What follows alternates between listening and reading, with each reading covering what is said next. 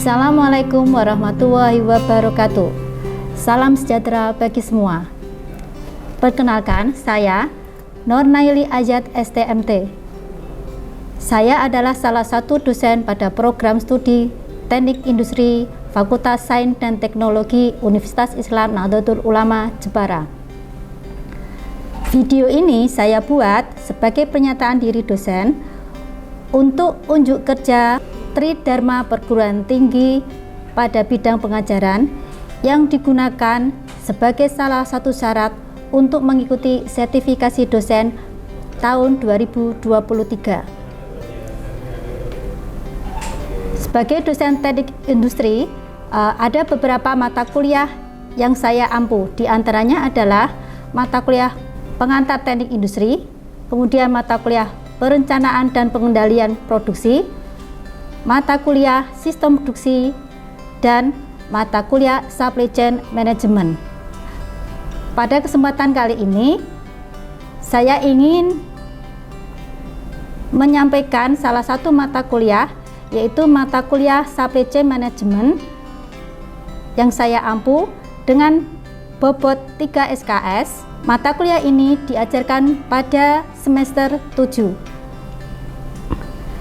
Sebelum saya jelaskan lebih lanjut, ada beberapa hal yang ingin saya sampaikan terkait dengan mata kuliah supply chain management.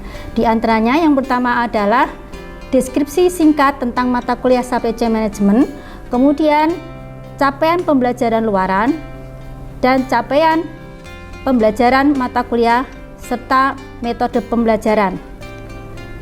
Untuk deskripsi singkat mata kuliah supply chain management, mata kuliah ini adalah mata kuliah yang berkaitan dengan pendekatan terintegrasi untuk mengelola aliran bahan, baik mulai dari bahan mentah, kemudian bahan produk jadi, kemudian mengelola informasi dan uang yang terjadi secara internal di perusahaan serta dalam kelompok perusahaan yang saling berhubungan yang dikenal dengan nama rantai pasok atau supply chain, serta bagaimana fasilitas, kemudian persediaan, transportasi, informasi, sourcing, dan pricing yang mempengaruhi dalam upaya perusahaan memproduksi dan mendelivery produk atau jasa kepada konsumen akhir dengan tujuan meminimalkan biaya dan meningkatkan kepuasan pelanggan atau customer value.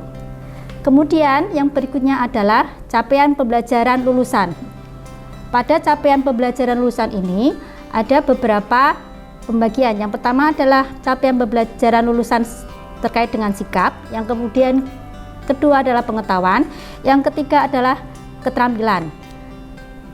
Untuk yang keterampilan khusus, yang pertama capaian pembelajaran luarannya adalah mampu menerapkan pengetahuan matematika, ilmu pengetahuan alam, dan atau material, teknologi informasi dan keteknikan untuk mendapatkan pemahaman menyeluruh tentang prinsip-prinsip keteknikan.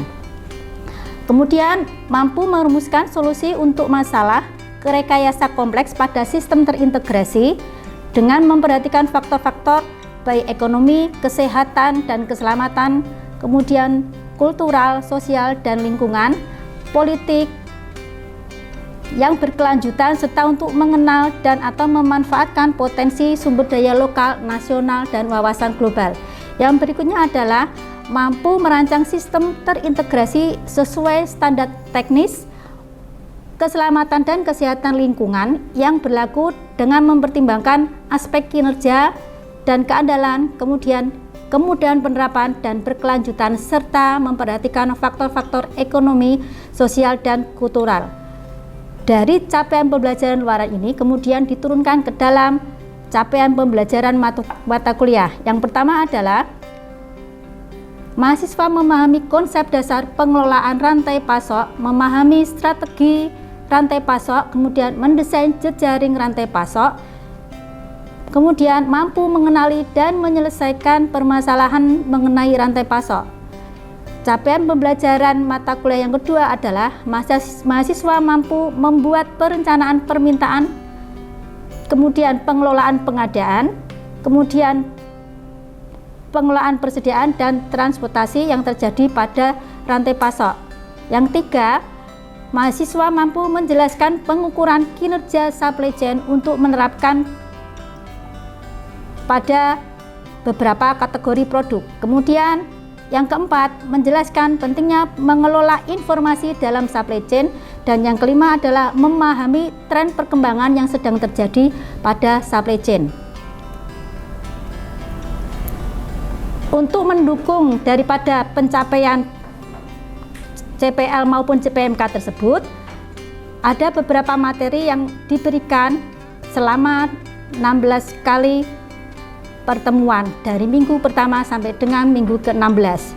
Yang pertama adalah materi tentang pengantar supply chain management. Yang kedua adalah strategi supply chain management. Yang ketiga adalah perancangan produk baru dalam perspektif supply chain management. Yang keempat adalah perancangan jaringan supply chain.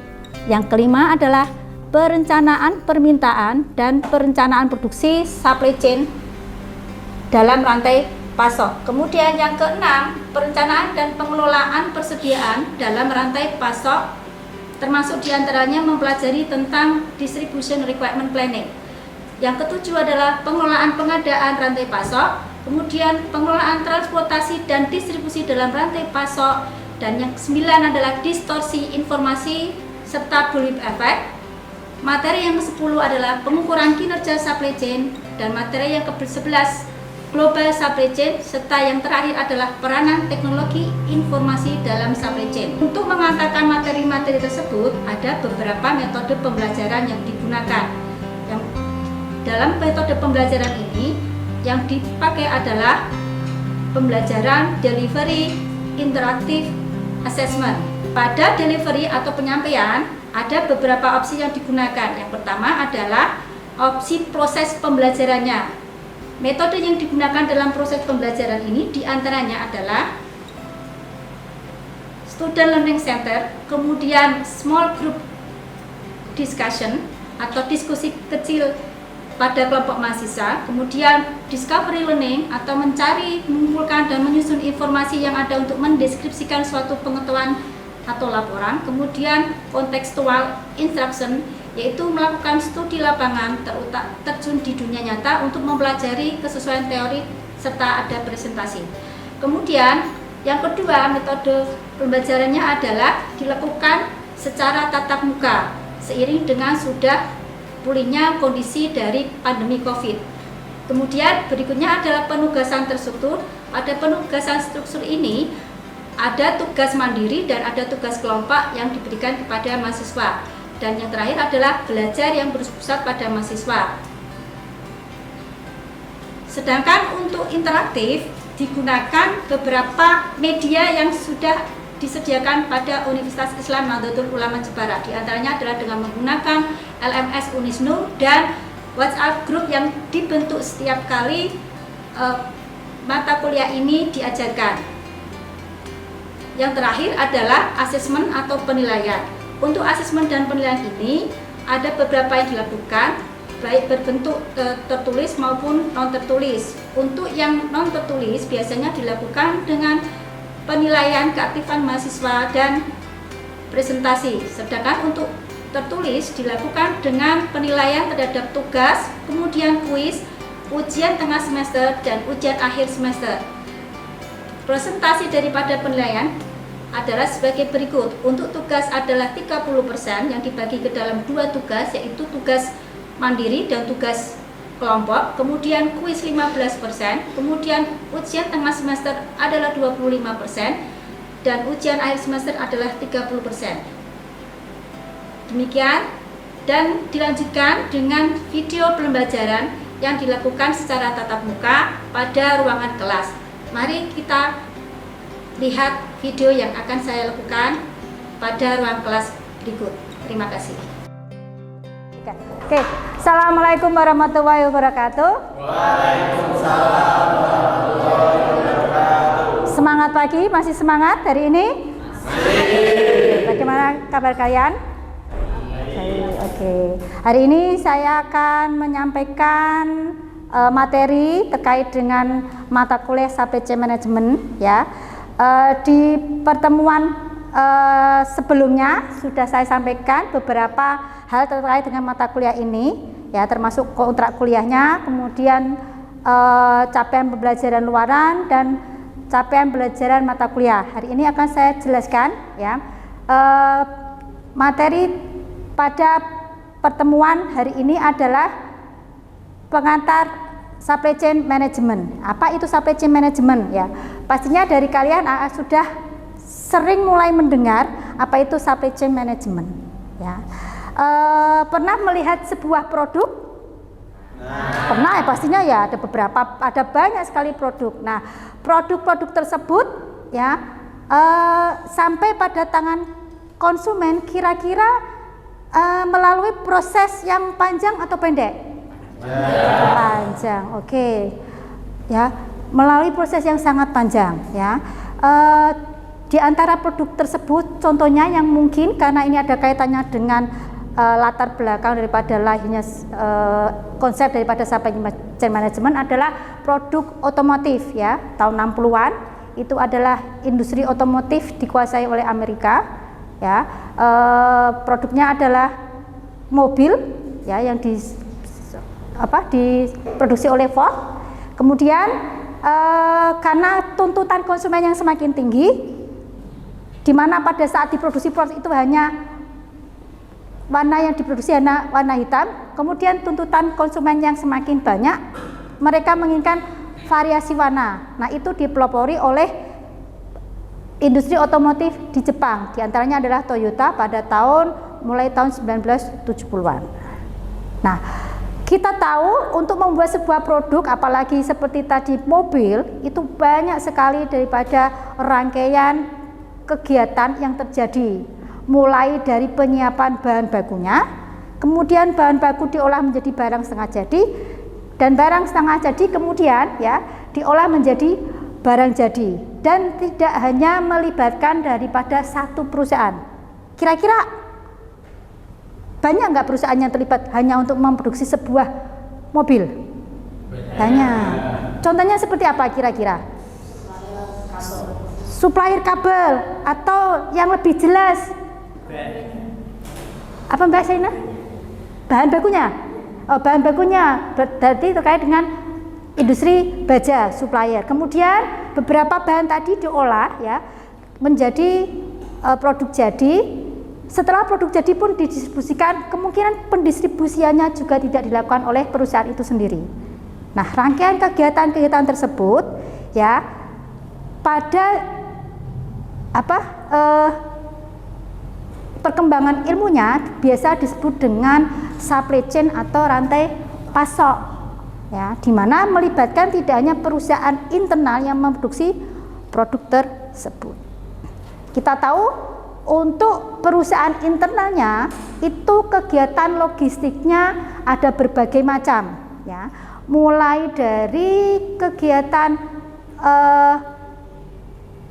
pengadaan bahan bakunya, kemudian ada kegiatan tata letak fasilitasnya dan lain sebagainya. Nah, logistik yang terjadi pada perusahaan internal tersebut biasanya disebut dengan logistik inbound. Nah, terkait dengan perkembangan tadi, akhirnya karena perusahaan ingin meningkatkan nilainya kepada konsumen pada saat melakukan produksi, ya, melibatkan tidak hanya perusahaan internal tetapi perusahaan eksternal. Contohnya seperti supply-nya tadi. Dulu supply-nya itu berdiri sendiri, tidak mendapatkan sharing informasi dari perusahaan internal yang memproduksi mobil tersebut, ya. Karena tuntutan pasar harus cepat sampai di konsumen, akhirnya informasi tersebut juga harus di-share kepada perusahaan suppliernya agar apa? Sama-sama cepat dalam memproduksi barangnya, atau kalau contoh tadi adalah mobil, ya. Nah, dalam perkembangan berikutnya, ya, supply chain ini ternyata ada beberapa area cakupan, ya.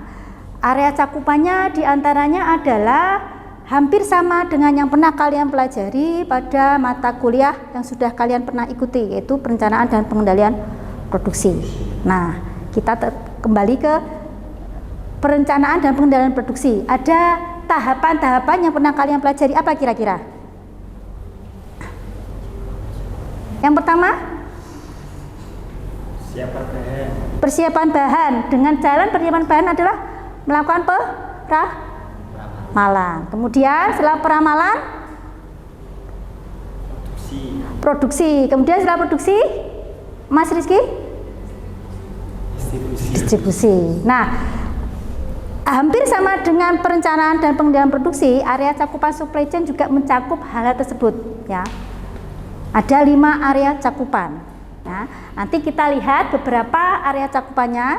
Nah, tadi saya sampaikan supply chain, ya, itu kalau dari contoh yang saya sampaikan, termasuk tadi yang dijawab oleh Mbak Widya, ya, bahwasanya ada supplier, kemudian ada perusahaan inti, kemudian ada distributor. Nah, itu adalah fasilitas-fasilitas yang mendeliverikan atau mengantarkan dari bahan baku menjadi sebuah produk jadi dengan melakukan sharing informasi dan juga sharing apa? Terkait tadi ada bahan, dari bahan baku sampai bahan mentah, kemudian informasi, kemudian yang terakhir adalah aliran yang disebut dengan aliran dana. Nah, jadi secara detail yang terlibat aliran pada supply chain itu adalah ada 3 hal. Yang pertama adalah apa tadi?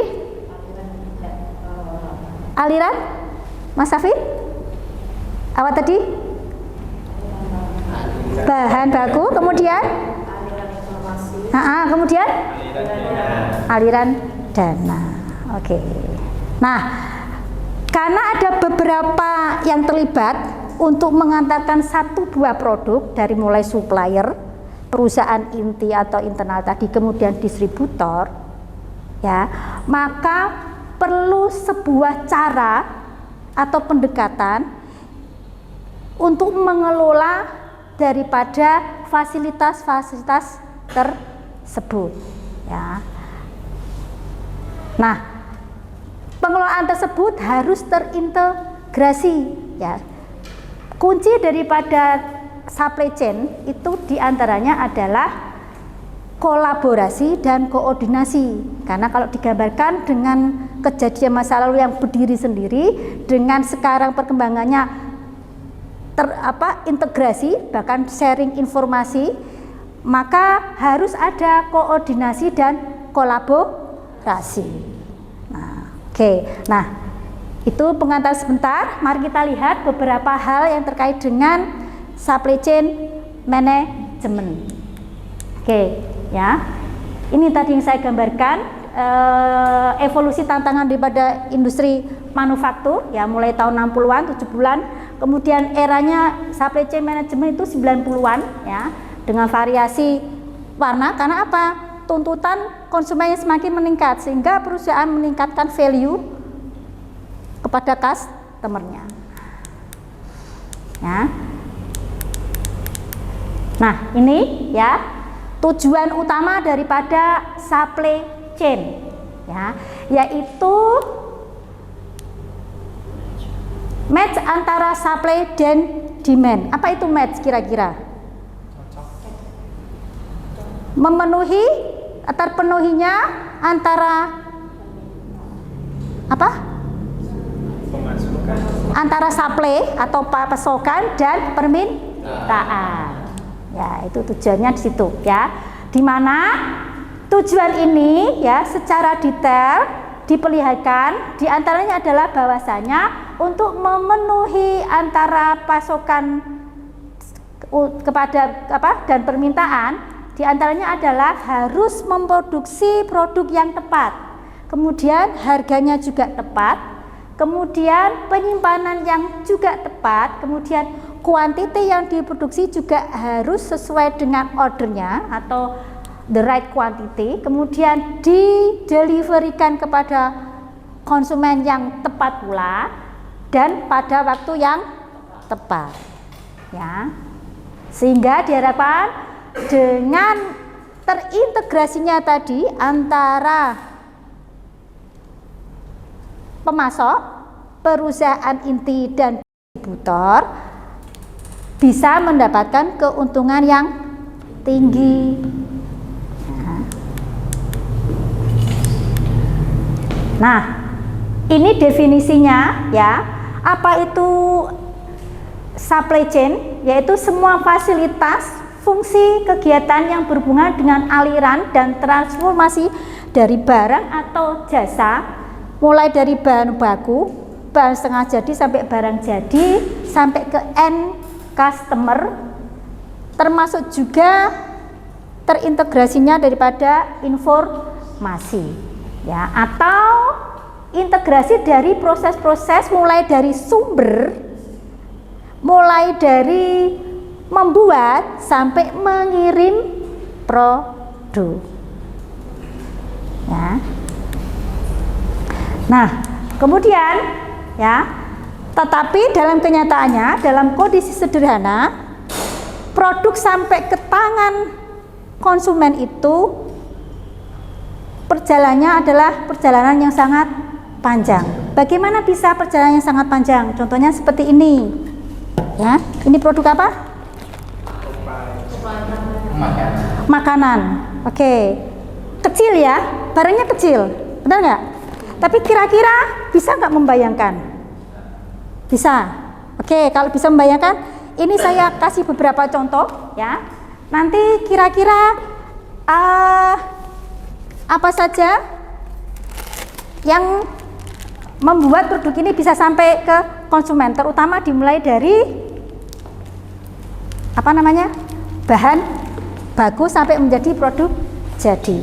Oke, silakan Mas, silakan dilihat produknya ya. Oke, silakan dilihat produknya. Oke, nanti saya beri pertanyaan, silakan didiskusikan dengan teman sebelahnya. Oke, silakan sebentar.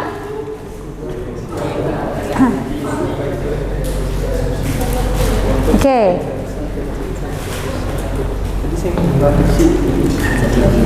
Oke, silakan. Mulai dari bahan baku dulu ya. Mulai dari bahan baku dulu. Oke. Ya. Mulai dari bahan baku dulu.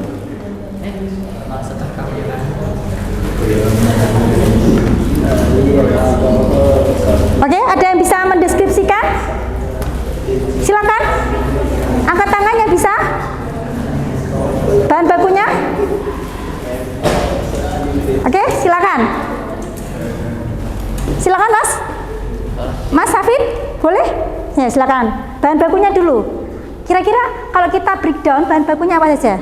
Ada gula, tepung terigu, sirup, ada lemak, ada susu, pengembang dan lain-lain. Oke. Ada gula, ada tepung, utamanya tepung, ada susu, ya kan? Nah, kira-kira tepung, susu itu pabrik intinya atau perusahaan intinya punya sendiri nggak? Tidak. Dia berasal dari perusahaan lain atau yang dikenal dengan tadi pemasok atau supplier tadi, ya. Nah, kemudian susunya apakah sama dengan tepungnya, perusahaan tepungnya? Beda. Kemudian gulanya apakah sama? Beda. Kemudian apa? Mungkin coklatnya, kan ini gambarnya coklat ya. Coklat, apakah sama? Perusahaannya beda lagi. Ada kira-kira berapa itu kalau kita deskripsikan suppliernya? Ada tepung, kemudian ada susu, ada gula, kemudian apa lagi kira-kira? 5. Kita ambil satu aja tepung. Kira-kira tepung itu perusahaan tepungnya menanam sendiri enggak? Tanaman gandumnya. Berarti ada keterlibatan apa lagi? Petani. Nah, baru produk makanan ringan ini aja ya, kalau kita lihat rangkaian tahapannya sampai menjadi produk itu sangat panjang. Dimulai dari apa? Petani gandum. Dari petani kemudian jadi tepung. perusahaan tepung. Dari tepung kemudian diolah, keterlibatan pemasok lain apa? Gula. Kemudian apa lagi? Susu, ada coklat. Panjang diolah ya. Setelah diolah, packagingnya. Tadi baru produknya, packagingnya. Kira-kira dibuat sendiri? Tidak. Enggak kan? Tidak dibuat sendiri. Kemudian melibatkan pemasok lain. Nah, baru kalau sudah jadi dengan produk seperti ini dideliverikan, kira-kira perusahaan intinya mendeliverikan sendiri enggak? Mendistribusikan sendiri enggak? Tidak. Dipasrahkan kepada biasanya disebut dengan yang besar. Kalau sales agent yang kecil, distributor. Ini kalau digambarkan, yang biasanya dalam supply chain management disebut dengan model konfigurasi supply chain akan sangat panjang sekali. Gitu. Oke, ada pertanyaan? Kira-kira ada pertanyaan? Silakan. Monggo.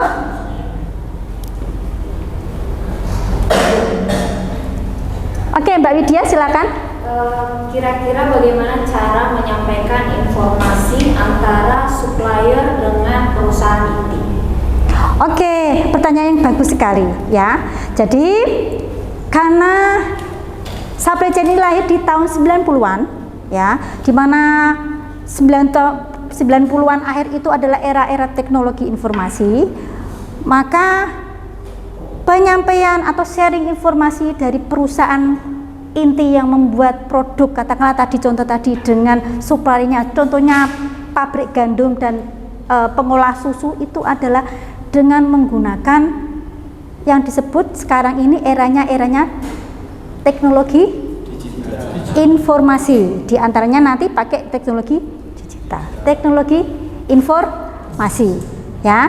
Nah, dalam materi berikutnya ya, di supply chain management, keterlibatan tentang peranan teknologi informasi termasuk teknologi internet itu sangat mendukung untuk mencapai daripada rantai pasok itu agar bisa berjalan dengan lebih mulus atau lebih baik atau lebih cepat, karena sekarang eranya era kecepatan, termasuk bagaimana caranya agar produk ini bisa sampai cepat kepada konsumen, termasuk juga informasi pabrik yang memproduksi ini kepada perusahaan suppliernya. Pertanyaan yang bagus sekali. Oke, nah ada tugas, nanti silakan membuat model konfigurasi produk ya, dicek di LMS Unisnu, silakan dicek. Kita kumpulkan pada pertemuan berikutnya. Caranya tadi sudah kita belajar mendeskripsikan satu produk ini, kemudian digambar dengan menggunakan gambar-gambar yang nanti dibuat pada tugas diserahkan, dan tugas ini adalah tugas mandiri. Begitu. Saya kira ini sudah cukup. Wassalamualaikum warahmatullahi wabarakatuh. Sampai ketemu pada kesempatan berikutnya.